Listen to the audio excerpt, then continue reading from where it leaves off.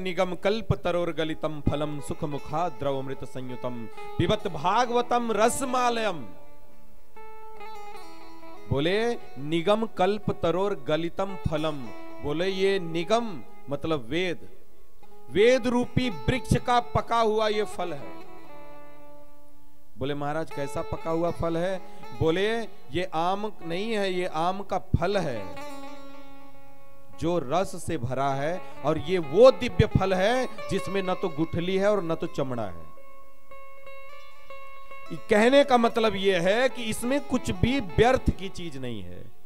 भागवत का एक एक शब्द, एक एक अक्षर में ऐसा अर्थ छुपा हुआ है, ऐसा रहस्य छुपा हुआ है जो व्यक्ति के जीवन को परिवर्तित कर देता है। जब व्यक्ति 7 दिन श्रवण करे तब कथा का आनंद तभी है जब व्यक्ति प्रॉपर सुने। कथा जब प्रारंभ होने से पहले आ जाए और कथा के बाद जाए, फिर कथा से पहले आ जाए, कथा के बाद जाए, देखो 7 दिन में उसकी दुनिया नहीं बदल जाएगी महाराज तो कहना पड़ेगा। लिख करके दे सकते हैं, उसकी दुनिया बदल जाएगी।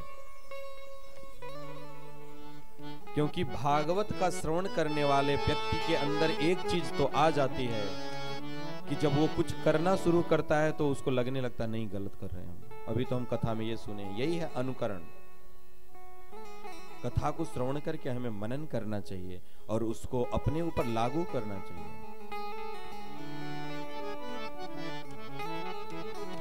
इसलिए ये जो भागवत रूपी फल है ये पका हुआ फल है, और इस फल में सुखदेव गोस्वामी सुख रूपी पक्षी ने चोंच मार दिया है। तोता जिस फल को खाता है वो फल मीठा हो जाता है, अगर वो मीठा नहीं भी होता है तो चोंच मारने के बाद वो मीठा हो जाता है। तो महाराज इस ग्रंथ को महामुनि व्यास देव ने रचना की, लेकिन इसमें रस को भरने वाले हमारे सुखदेव गोस्वामी। सुखदेव गोस्वामी ने इसको रसीला बना दिया। निगम कल्प तरोर गलितम फलम सुख मुखा द्रवमृत संयुतम पिबत भागवतम रसमालयम। बोले ये क्या है? बोले ये रस का आलय है। इस संसार को क्या बोला जाता है? दुखालय। जहां किताबें मिलती हैं उसको क्या बोला जाता है? पुस्तकालय। जहां समोसा मिलता है उसको बोलता है समोसालय, बोलते हैं। तो जहां पे जो चीज मिलता है वहां पे वो उसका आलय होता है, मतलब उसका भंडार होता है। वैसे ही इस संसार को बोला जाता है दुखालय। अब बताओ इस संसार को जब दुखालय बोला जाता है, अशाश्वतम दुखालयम, बोले ये अशाश्वत है और ये दुखालय, यहां सुख है ही नहीं है, तो तुम काहे रोज हाथ जोड़ करके भगवान को मजबूर कर रहे हो? भगवान हमें सुख दे दो, सुख दे दो, सुख दे दो, सुख दे दो। हम सुखी होना चाहते, सुखी होना चाहते हैं। अब बताओ तुम समोसा की दुकान में जाकर के बोलो हमें मैथमेटिक्स की किताब दे दो, अलजेब्रा की, तो वो देगा? बताओ भाई तुमको अलजेब्रा की किताब चाहिए तो जाओ दुकान पर, किताब वाली दुकान पर के जाओ, मिलेगा। अब तुम किताब वाली दुकान पे जाकर के बोल रहे हो महाराज बहुत भूख लगी, 2 समोसे खिला दो, वो कहां से खिलाएगा तुम्हें? उसके पास है ही नहीं है।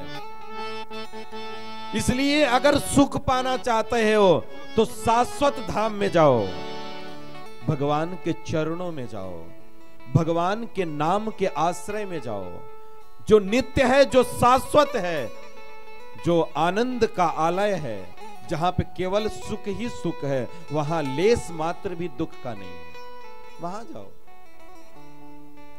तो बोले पिबत भागवतम रसमालयम, ये भागवत क्या है? रस का आलय है। यहां पे केवल आनंद की प्राप्ति होती है, रस ही रस प्रवाहित होता है, यहां रस की धारा बहती है महाराज। इसीलिए तो भागवत कथा को कभी ये नहीं कहा जाता कि हम कथा सुनने जा रहे हैं।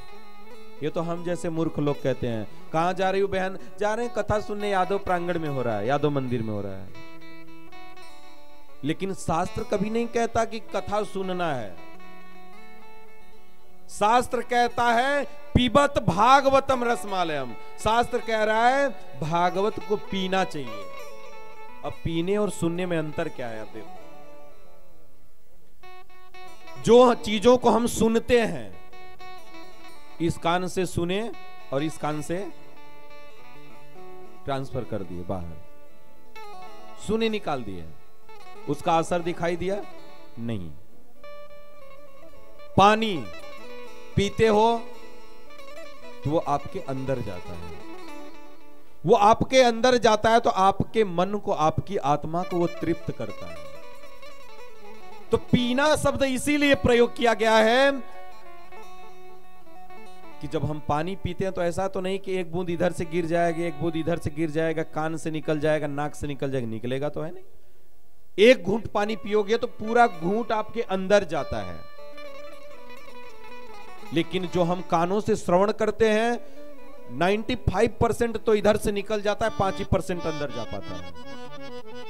इसलिए बोले भागवत वो है जो एक भी अक्षर इसमें से फेंकने लायक नहीं है, या निकालने लायक नहीं है, काटने लायक नहीं।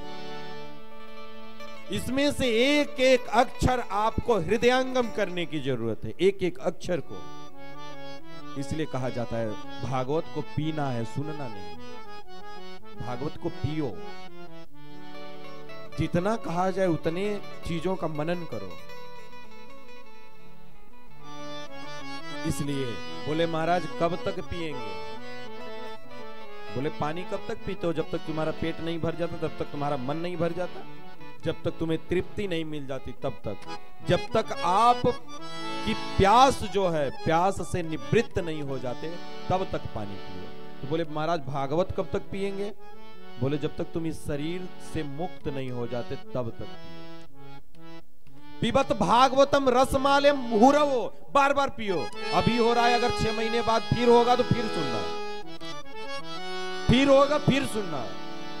जितनी बार होगा उतनी बार सुनेंगे। ये नहीं करे हम तो कथा सुन चुके हैं, अब तो सुनने की जरूरत नहीं है, वही कथा है, वही कहानी है, वही महाराज जी हैं, तो फिर बार बार सुनने से क्या मिलेगा? नहीं, मुहुरवो, जब तक सुनने का मौका मिले, जब तक अवसर मिले सुनने का, तब तक सुनो, बार बार सुनो, नित्य श्रवण करो भागवत, नित्य श्रवण करो। इसलिए इसको रस मालय बोला जाता है।